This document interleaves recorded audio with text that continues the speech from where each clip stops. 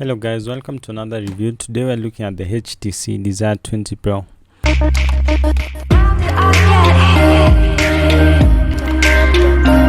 Okay, so we have received links again from the Google Play console, which reveals that the phone is going to have Android 10. If you know about HTC devices, you know that they don't have any phone with Android 10 currently, and we're expecting this one to be the first one. So before we continue, let me just thank Abarios 386. Thank you so much for subscribing. Also Doug, I really appreciate your subscription. In this video, let's get to around 340 subscribers and make sure we get 20 likes. Okay, so the HTC Desire 20 Pro will be the first phone to have Android 10, as I had said earlier. Here are just some of the specifications. So as you see from the website, it's going to have a Snapdragon 665 chipset with 6 GB of RAM. So honestly, this is not the most, at least medium range processor that you can find right now, but it's an improvement because HTC are moving from MediaTek to Snapdragon. So that might be a gain for you if you are interested in that.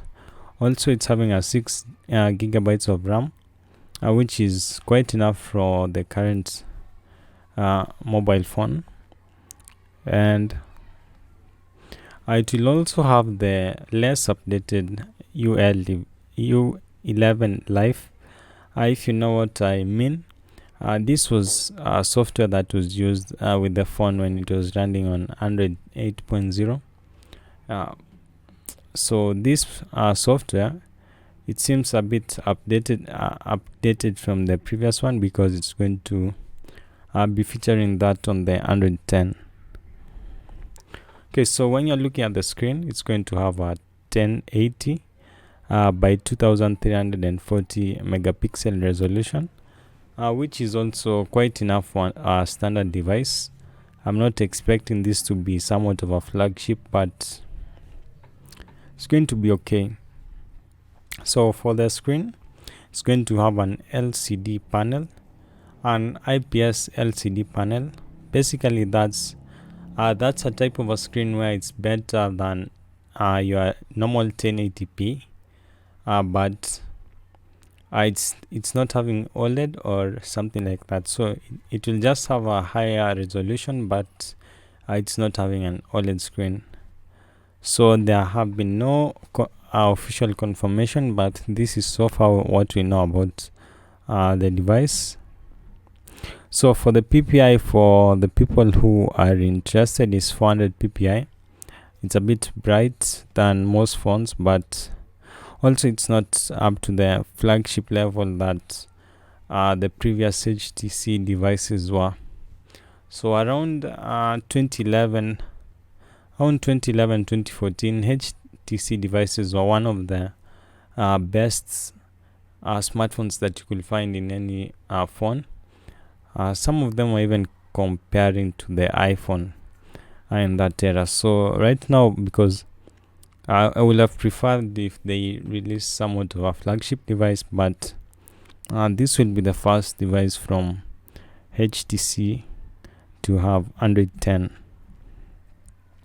Okay, so Brandon here is saying that, oh, HTC, how the mighty are fallen. I totally agree.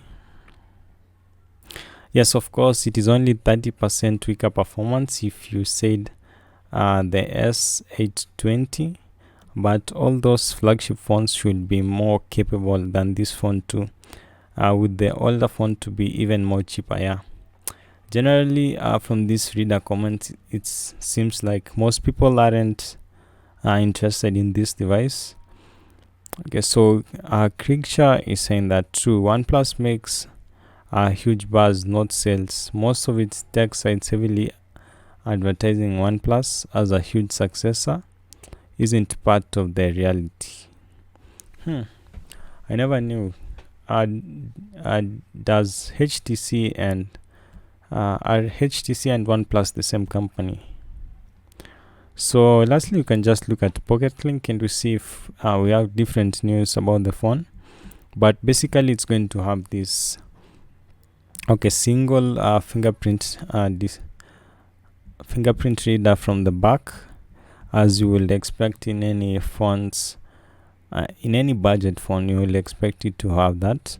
For the camera, it's going to be at least better than the phones that you can get around this price, because HTC usually does better optimization than your normal budget phone. So as I said earlier, it's going to have an IPS LCD panel, which is better than a normal phone screen. Sometimes you might also be shipped a phone with 720p. That's why I'm saying it's better. Concerning the sides, it's going to have a 6.5 or 6.4 inch display. And about the notch, there'll be a notch somewhere there.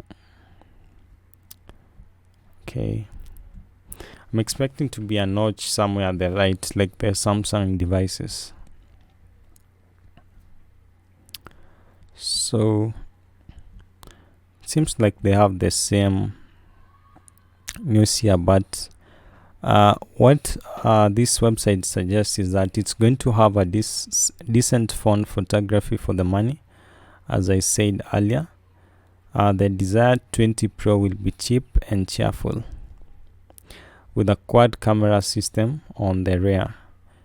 Okay, so the main focus on this phone is that it's going to have a better camera than what you might get in the same price, but don't expect it to be so powerful. It doesn't have that powerful processor that you can get in other devices. So lastly, you can just look if there's some different news. Okay, so the HTC Desire 20 Pro is not a budget device, it's a mid-range device, costing around, I'm expecting $500 or slightly lower, because right now you can get the iPhone SE at around $400 and it will have almost better features than this one.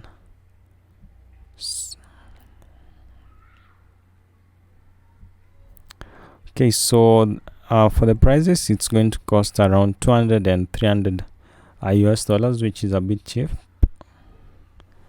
And it's nice that HTC doesn't consider this a $600 device.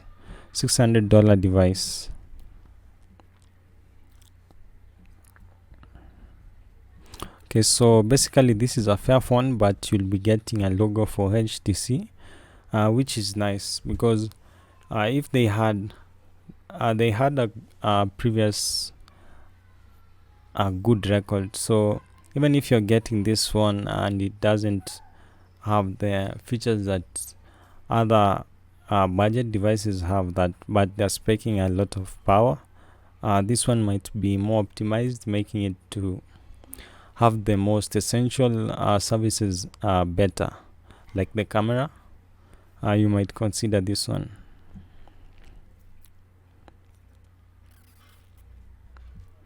Also, in other news which I'm going to talk about in the future, HTC will consider launching a 5G phone in July. So maybe I'll link it here, maybe I won't. Just search for the video or subscribe and make sure you don't miss it. Yeah, that's all. If you're interested in getting the HTC Desire 20 Pro, you'll be getting a good camera, but don't expect to have a powerful device compared to other devices that you can get in the same price range. Recently, I featured the UMIDIG F2. It's having a MediaTek processor, but it's also powerful than the Snapdragon 720, if I'm not wrong. Yeah, but that's all for today. Make sure you like and subscribe. I'll see you on the next video.